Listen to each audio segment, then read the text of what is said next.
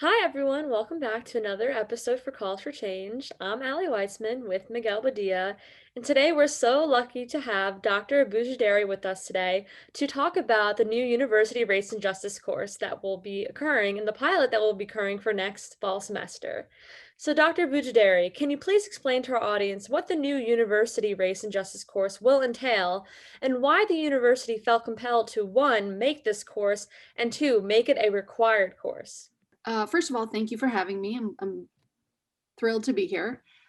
So I am a member of Father Peter's Equitas task force, which he convened or constituted at the beginning of the fall semester. I and Dr. Sherry Bowen are the two facilitators, and we have been facilitating the conversations that the task force has been having since fall of um, of this past academic year through to now. It's continuing even now. And the task force has been working to figure out how can we better address some of the shortcomings of the university in terms of questions of minoritized identities on our campus. And Father Peter was very concerned in the aftermath of the summer of 2020 with all the protests and George Floyd's murder, what the campus climate would be, especially in light of the Black at Villanova Instagram, which I think most Villanova students read or know about, and was very distressed and basically, again, constituted the task force to kind of get a sense of where are we doing things well and where do we need to improve. So the task force has identified basically 8 SMART goals, and one of them was a university-wide required course. This is not a new idea. It's been around for a while. Um, it is different from other courses in the sense that I know that there are certain core courses that every Villanova has to take, but this is different in the sense that no matter what college you're admitted into, you will be required to take this course. And the idea behind it is, as it says in its name, race and justice, is to think about how we can better create an inclusive campus where when we say community, we mean all members of the community, where some folks can not feel excluded in these notions of community and service that we talk about and that distinguish us as Villanovans, right? We want to do a better job of that. And so how do we enter into the most difficult conversations about identity, especially regarding race, has continued to be a problem on our campus as well as our country. We're not very good at talking about race. We're uncomfortable. We don't know what to do. Our intentions are good, but we don't want to say the wrong thing, or we're angry because somebody has treated us badly and we come in with a lot of anger, right? There's a lot of entry points into these conversations of race that are very fraught. And so the race and justice course is really aimed at doing kind of 2 things. One, creating a space in which students can learn about what race really means. What is it, right? But then 2, giving them the tools to have those conversations. How do you have a conversation from whatever background you're coming from that's productive, that's instructive, and that will effectively help you move forward in having these conversations. So not just at Villanova, but then also afterwards. So the next thing that we kind of wanted to follow up with was like what does the process for developing this kind of course look like? We were wondering if you could do kind of a more like detailed dive into like what goes into developing a course like this. I have to tell you, Dr. Terry Nance, who is our VP of course, Diversity, Equity, Inclusion, and Dr. Sherry Bowen, we are the co-chairs of the subcommittee on the course, and we have a number of members across the campus who have been helping us put this course together. It's been so exciting. It's been so invigorating and very tiring because it is a course that every Villanovan, regardless of college, will be taking. And that means where's it going to live in terms of the curriculum in the different colleges? How are we going to do it so that it's relevant to every single college? What is the content going to be? Who are the people who are going to be teaching it, right? So all of these pieces have been what we have been working on for the last semester and almost 2 semesters. And what we've come up with is a pretty, I think, innovative course design. I think it's actually very cut edge and could be a model for other universities. So the course, the way we sort of have come to design it, and we're piloting it in the fall as a way to kind of test whether the course design is as good as we think and envision it is. But the way we've envisioned it is that it will be basically divided into 3 12-hour units, which is a 36-hour course. That's a typical 3-credit course at Villanova. And so there will be 12 hours of what we're calling asynchronous modules. Now, these sound like, oh, more asynchronous stuff. We're so over it. We don't want anything. We don't want to ever hear the word asynchronous again, right? I get that. But this is not what you think it is. So these asynchronous models are divided into 3 topics. The first topic is Villanova's sort of origin story. What is the origin of our story? And we know that we have an origin story and it's been told, but it hasn't been told in its complete and storied way. We know that, for example, there was a family called the Molden family who, and we have a dorm on our campus named after him, I believe. But the Molden family was instrumental in helping Villanova survive during a really critical time. And the Molden family is an African-American ex-slave family. So this idea of slavery, Catholicism, the Augustinians is one that is very rich in terms of talking about histories of both racism, but also anti-racism. The Augustinians were anti-racist in some respects. And so this question of racism and anti-racism is very much part of our own institutional history that we don't even know about, right? So we have some incredible producers putting together reenactments, some real interesting parts of the Molden family that's going to be contextualized into a bigger history of Catholicism and the Augustinians in a very engaging way. And then the second set of modules is about constructions of race. What is race? Is it biological? Just very basic ideas, but then talking about how they get very complicated, not only in terms of our local history or our national history, but also globally. So we're really going to be kind of going through an intellectual history of race in a way that's super engaging. And then the third set of modules, or the third module, will be made up of basically vignettes or parts that show what is the consequences of racist thinking. When we have racist thinking, what happens in our societal structures? And again, this is sort of the empirical driven part of the course where it shows you, here's what happens when we have racist thinking. It's not just about attitudes. It's not just about how we treat people. It's also about structures. It's also about society, right? And so those modules will be basically geared for like an hour per class. The next 12 hours is basically what we are calling a dialogic experience or a dialogic experience. This is where the IGR part comes in. Father Peter has been a huge advocate of the IGR program, which has been around for almost a decade. It's been a transformational program for students who are interested to talk about social identities. I don't know if your viewers are familiar with it. I highly recommend, if you have not heard about IGR, to go to the IGR website and consider it. So this course is going to have a dialogic experience. It won't be exactly an IGR experience because we can't balance identities the way we can in the IGR program. But because it's basically a random collection of students for the required course. But we still want to build in an experience of how can you talk through difference, through lines of difference with people who you wouldn't normally hang out with or don't really know or haven't really talked to about questions of social difference. And we're going to have, so the instructor of record will be trained in facilitation, but there will also be an IGR trained facilitator with the instructor for those days where there is dialogue.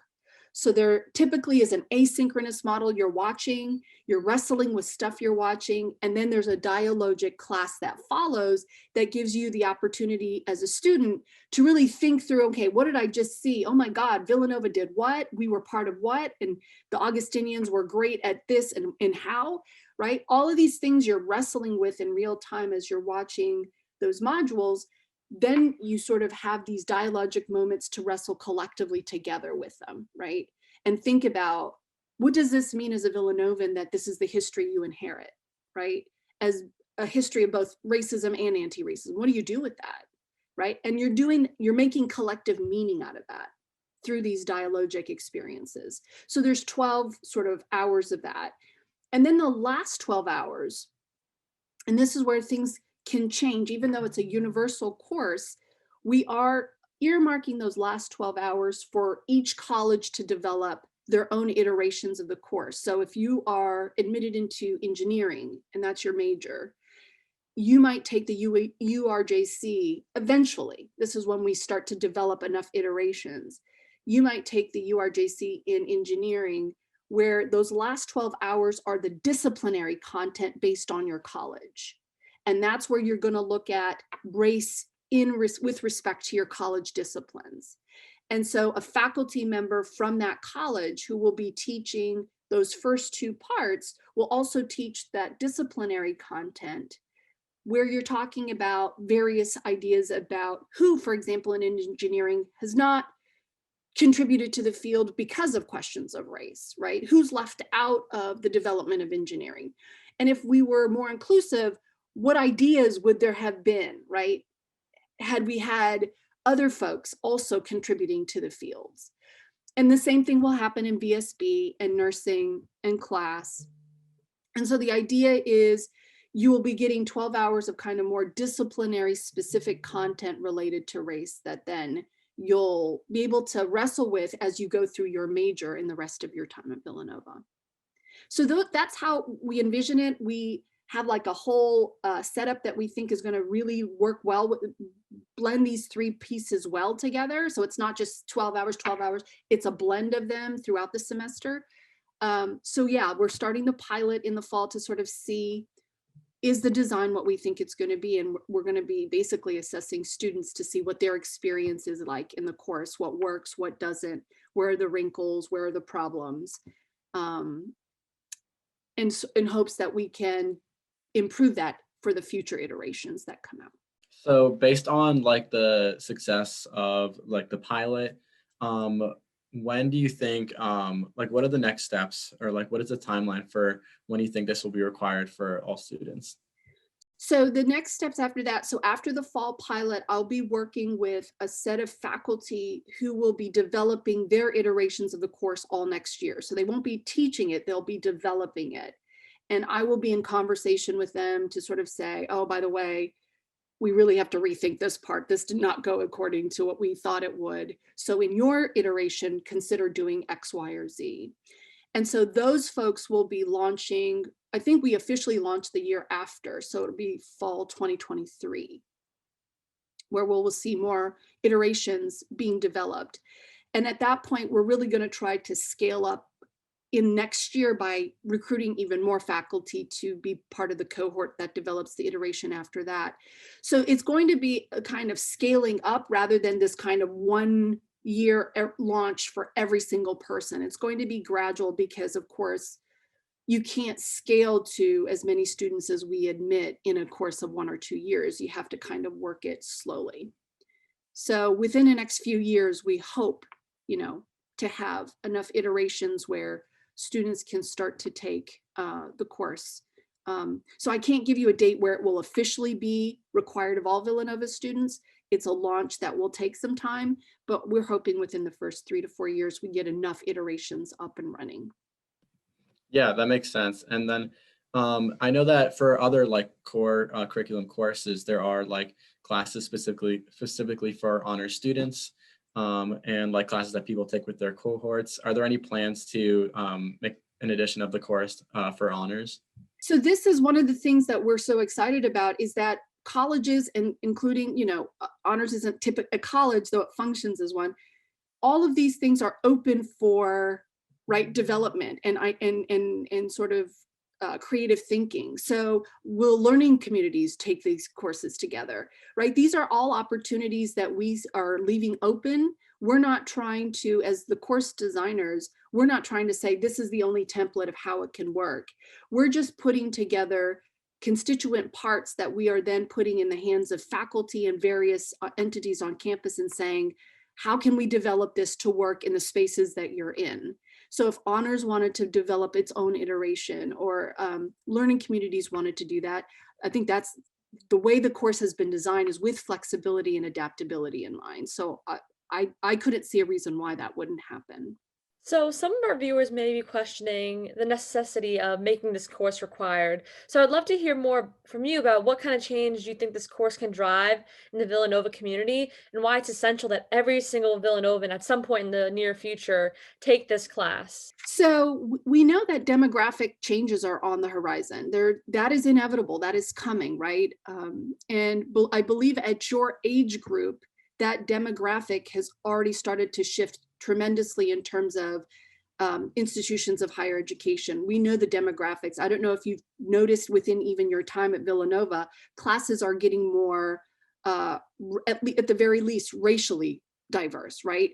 And we know there are other minoritized students who are being admitted, whether it's questions of, socioeconomic class, or it's questions of sexual orientation or gender identities. We're seeing more and more different people on our campus. We have to be able to not only engage those questions of difference in a way that's genuine and honest and real, right? And that is realistic, right? We can't live in our bubbles in terms of ignoring that there are these changes around us. Not only in terms of just you as students, we have to learn how to engage one another, but also as professionals. Once you leave Villanova, you're going to be entering a workforce where different identities are all around you, whether it's going to be your bosses or people that you are going to be overseeing as a boss. So this question of learning to engage people of difference and with different perspectives and social identities is a critical social skill, but it's also a critical professional skill. And at Villanova, we're not just trying to get you all ready for professions, but we also want to make you a total human being that is going to be a global citizen in the world that does good, right? This is part of the Augustinian mission. And so we're trying to better prepare students for that.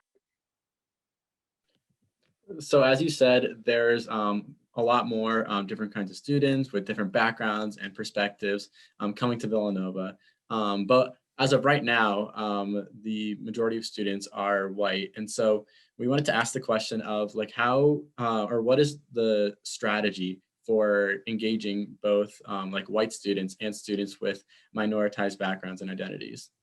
So when we say race and justice, we don't just mean we're going to talk about, when we talk about race, we often think about people of difference. We don't think of whiteness as a race. And that's a critical point.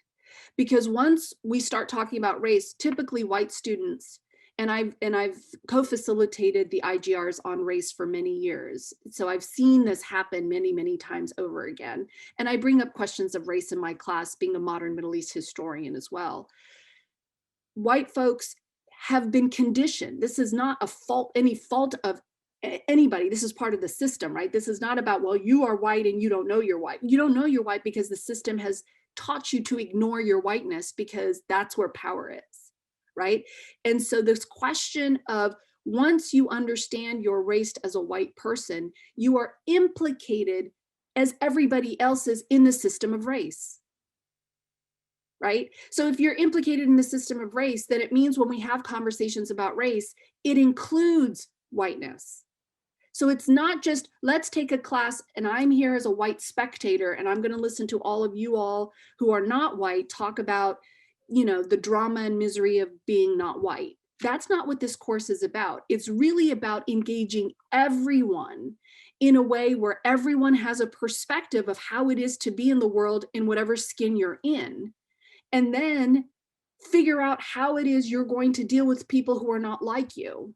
Whether you're a Black person trying to engage not just white people, but Latinx folks, Asian Americans, right? There are so many racial groups on our campus. We tend to think of it in binaries. This class is really trying to get us to think about race in all of its social identities and how we engage one another. So it is as important for white people as it is for people of color. So some of our viewers might be wondering, how can they take part in this historical pilot and kind of the steps they can take to enter the pilot and a little bit more information about the class, if it's going to be designed as a 3 credit class, like, and how they can best fit it into their schedule. So any insight you have on that would be great. So the pilot in the fall will be on a Tuesday, Thursday from 1 to 2:15. We are we're at capacity right now. And the reason why we are capping the course, well, all courses have to be capped, but we are capping the course at 20 because we want to make sure that we protect the dialogic, our ability to dialogue. And when you have 25 to 35 students, you all know when you're in a class, just that extra 5 students, let alone 10 students, completely changes your willingness to either speak or not speak, right?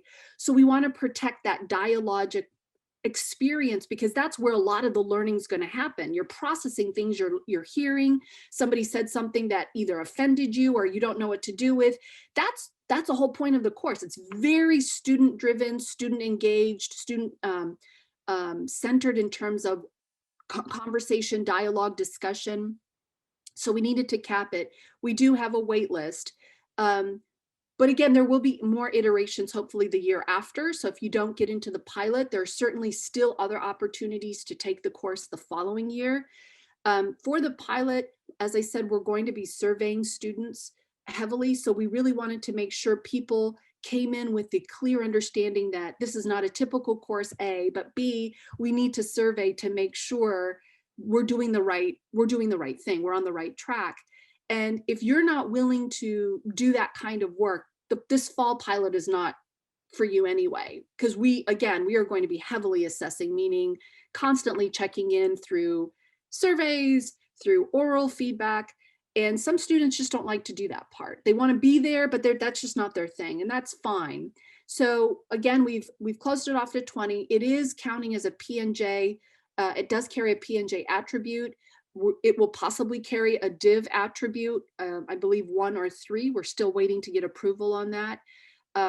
So the following year, depending on who's developing the iterations in which college, it might have other attributes or fulfill other requirements as well, depending on which faculty member is doing it. Because again, remember, it's also based on those 12 hours of the disciplinary content. So something might go, if a person in the theater department does it, maybe then that helps to fulfill the fine arts requirement, right? So on and so forth. There is also a wait list. Schedules are shifting. I even have students on the current approved list who are saying, well, I may not be able to take it. So we do have a wait list, and it's not that long at this point. So if you're interested in the course and you want to take it, there still may be a possibility of getting in. Certainly during registration, things will shift, maybe even in the fall. So reach out to me. There is a form I can send to you to send out to others that you need to fill out. Just basically, it's your year. It's literally a 2-minute survey just to kind of give us a little bit of information, your major, graduation year, stuff like that. You do have to fill that out, and then I'll reach out to you once I get that information. Yeah, we'll add the form to the description in our bio for this video. So if Perfect. anyone wants to go check that out, click the link, fill it out, get added to the wait list. But thank you so much, Dr. Abugideiri, to joining us today and just talking about the amazing changes that are going to be happening on this campus. We started this series last summer at a time when a lot of students were feeling frustrated with the Villanova community. And it's nice to see that there's real steps towards change and really educating students on how to make Villanova a more inclusive and diverse place. So really, we thank you so much for your time, and we hope our audience really enjoyed this video and is looking forward, like we are, to hopefully taking this class in the near future. My pleasure. I just want to say one last thing. Yeah. Please don't underestimate your power as students to make change. I mean, that is such an important thing on our campus. Students don't realize they are powerful social agents on our campus, especially on a college campus that is catered to them. You all have a lot of power to move the needle forward, even more so than faculty. Please take that seriously and join the efforts that you see around you. This is such an incredible time and exciting time at Villanova to really move us into the 21st century.